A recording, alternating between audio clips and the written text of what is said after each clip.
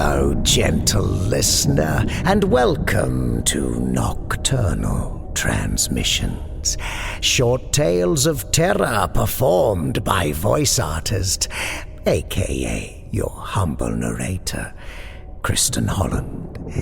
This week's story comes from Livia E. de Souza, who lives in Connecticut, where she writes speculative fiction.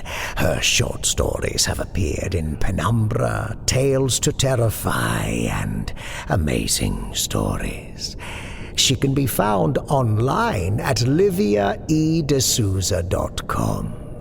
You'll find the link in the featured authors section of our website. And so, without further ado, Nocturnal Transmissions is proud to present Livia E. de Souza's The Executor.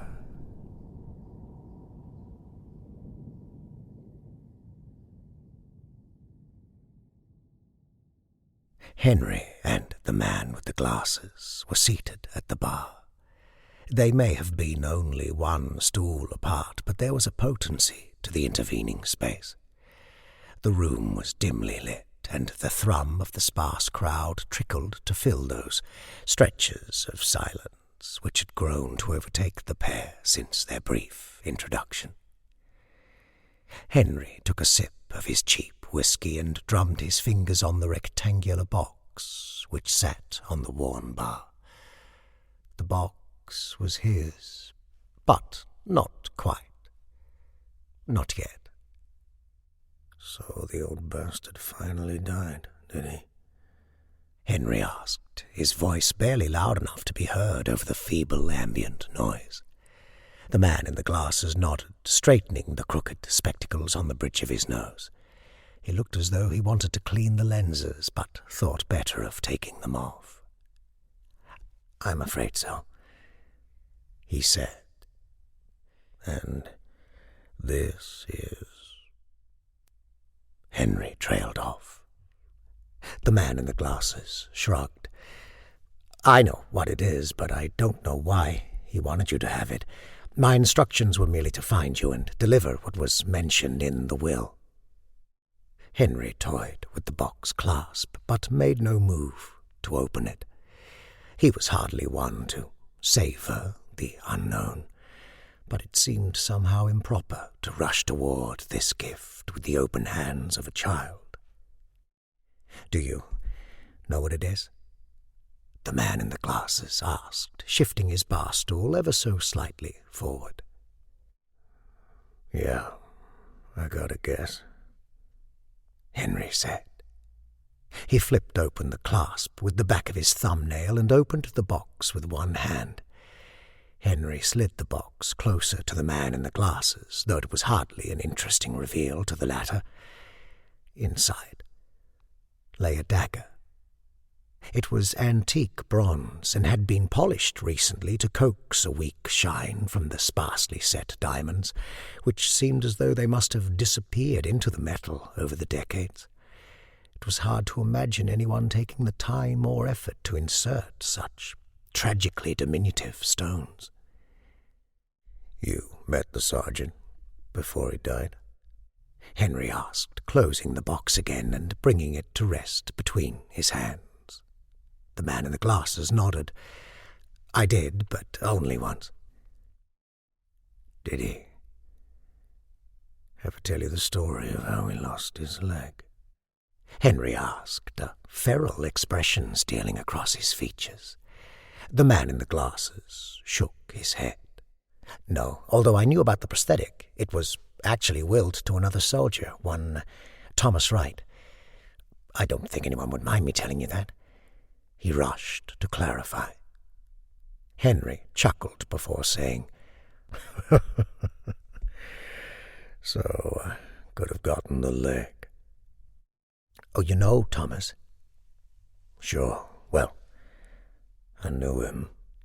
We served together at the same place and for the same short time," Henry said. "I think Thomas could have had a real career in the army.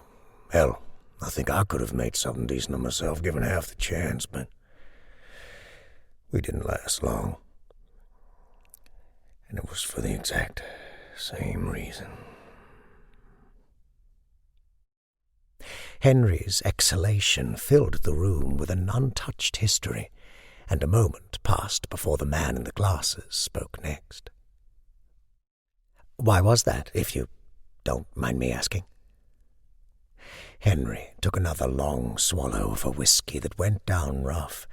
It was the right drink for a place like this, and for the news he'd received. To drink something better would be saying too much. Well, this story brings us back to the matter of the sergeant's leg. You see, the sergeant had a saying.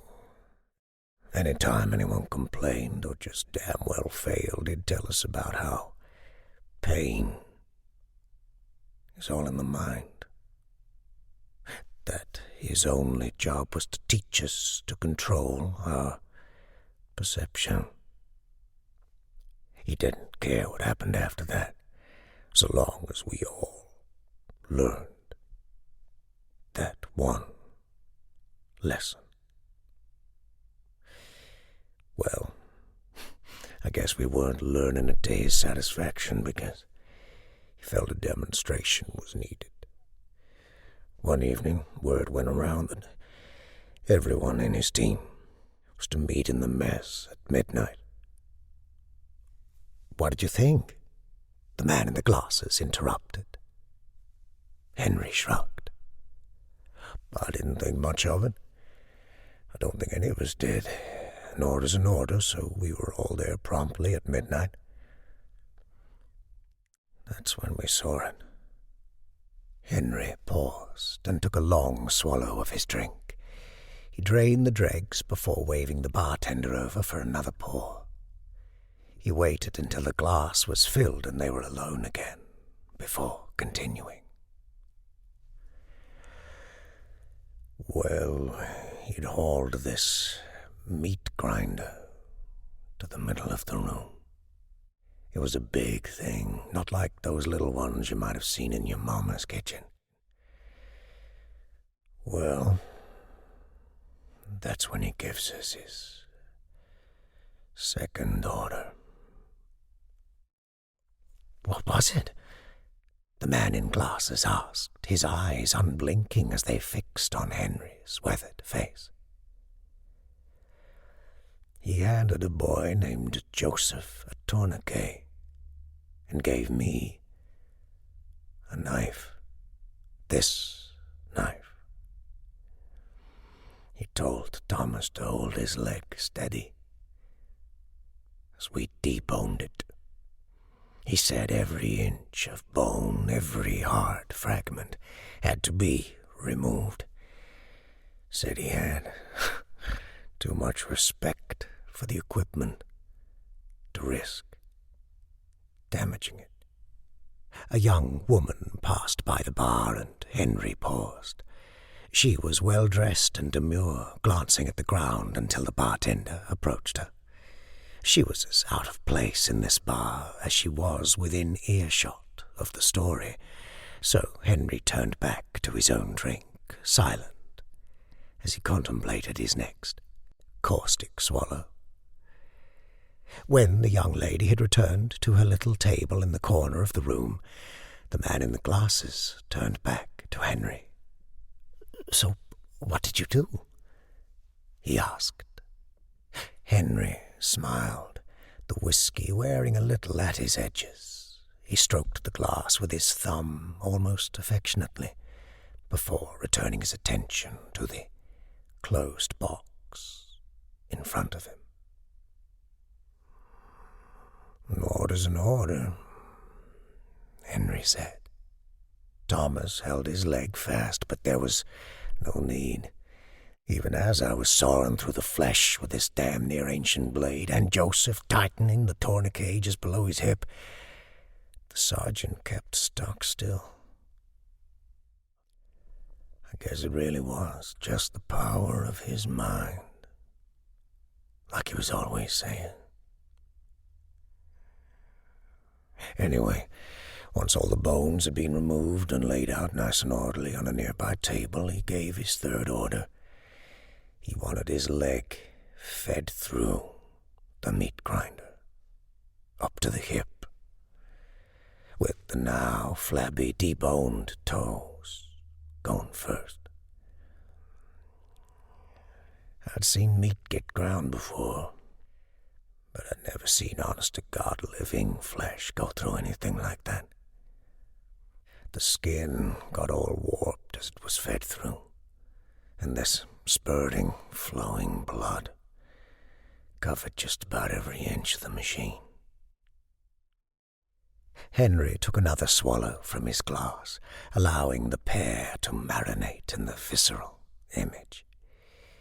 He seemed to get a slight thrill from the way the man in the glasses was holding his breath, his eyes fixed on Henry, as he awaited the next morsel of the gruesome story. But he lived, the man in the glasses said when he could wait no longer. Sure, he lived. You'd know that better than anyone, Henry said. I mean, you've seen him more recently than any of us, I bet. What happened to the meat? The man in the glasses asked, practically swallowing the last word. Meat. The word hung in the air between them, seeming just as viciously ludicrous as it was undeniable. This caused the man in the glasses to flush a little, his eyes flitting to Henry's face for some kind of response, his body tensed as though bracing himself for a fight. We ate. Well, Henry said with a low chuckle. Mind you, there was plenty of the conventional meat in the kitchen, and we never went hungry, never lacked for nutrition as far as I could tell.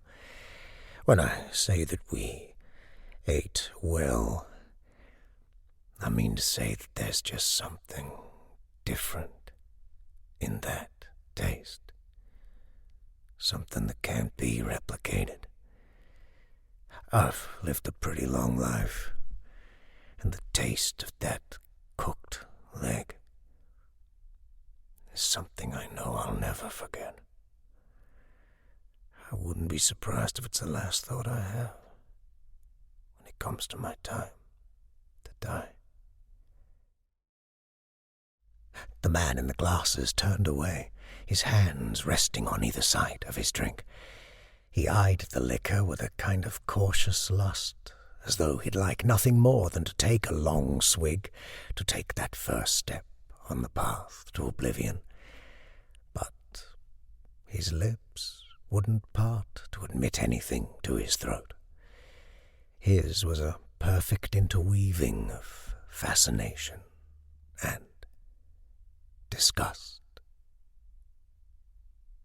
I guess it makes sense I'd get the knife and not the leg, Henry said, though more to himself than to his horror-stricken companion. Still, I can't help but think that leg would look damn good next to my fireplace. The bartender returned, but the man in glasses waved him away, barely even looking at him. The man in the glasses was reacting instinctively to create space, to regain some sense of the world he had once known, the sphere which had existed only the hour before, when he had driven to the address Henry had given him. I have to go, the man in the glasses said, glancing at his watch. I have a few more stops to make. It was late, far too late for that kind of business, but Henry smiled in the face of the obvious lie. Yeah, I should hit the road too, Henry said, throwing his jacket on before wedging well-crushed dollar bills under his drained glass. He grabbed the box and held it up. I do appreciate you bringing this by. No problem, the man in the glasses said, the token words falling pallidly from his tongue. The man in the glasses trailed toward the door, moving slowly as Henry walked a little behind him. He was just as afraid to remain a moment longer in the bar as he was to plunge into the humid night air. The man in the glasses felt his breathing becoming faster, so he began counting to 100. He told himself that he would be safely in his car by the time he reached 50, that he would be headed home by the time he reached 75. 8. The door swung open and closed. He heard it connect with Henry's outstretched hand, though he did not look behind him. 12. The man in the glasses pressed the unlock button on his car keys, and the lights flashed. Salvation, mere steps away. He exhaled, and his shoulders melted against his outworn spine. He turned to Henry, a false wish of good night budding on his lips. 16. Beneath the yellow of the lights surrounding the parking lot, the knife met flesh and bone again.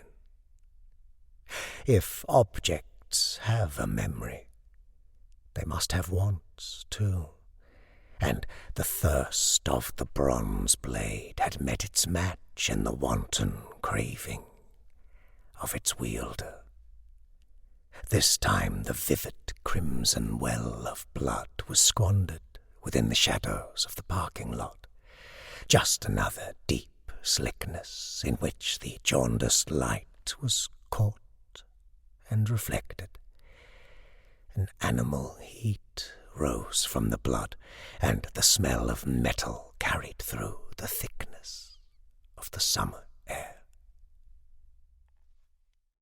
Henry stared down at the crumpled form. His eyes weren't what they were, and he squinted to take in the awkward angles of the body, and the way the blood soaked through the man's dark clothing. It looked as though he'd been caught in a downpour, and that he had carried his soaking wetness to this corner of the asphalt. Henry knew he should get going, and he would. It was a Friday night, and even this run-down place wouldn't stay quiet for long. But it had been decades. No one would deny him a little taste.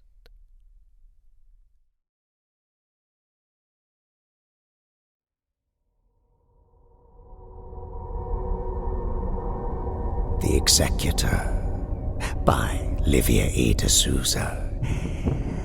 You have been listening to a nocturnal transmission made possible in no small part thanks to the generous support of our Patreon subscribers, those wonderful cohorts, acolytes, and minions who make this all possible. A very big thank you to our aforementioned cohorts, the mightiest supporters of Nocturnal Transmissions, and its mission to bring a refreshing breath of darkness into this all too cheery world. Thank you, Jimmy Mack, Wayne Prince, Heathen Soul, Amanda Moore, Boole Swivney, Jerry Taylor, Doug Standish, Daniel Kamiankowski, Evan Dooley, Kel Weldon, Drenny, Johnny Kelly, Robert Troy, Hampton Peterson, Tim Howard, Tippy Polo, and Alex Brewis. All right, we gotta go. Until next time, as always, watch the skies, fear the dark, and don't trust anyone, especially yourself. Good night, gentle. Listen. And close your eyes in sleep, in sleep. Good night, good night. I'll see you in the morning. Good night, good night. I'll see you with a dawning. Sunshine will change the night today. Shadows will all be chased away. It's not goodbye, just time to say good night.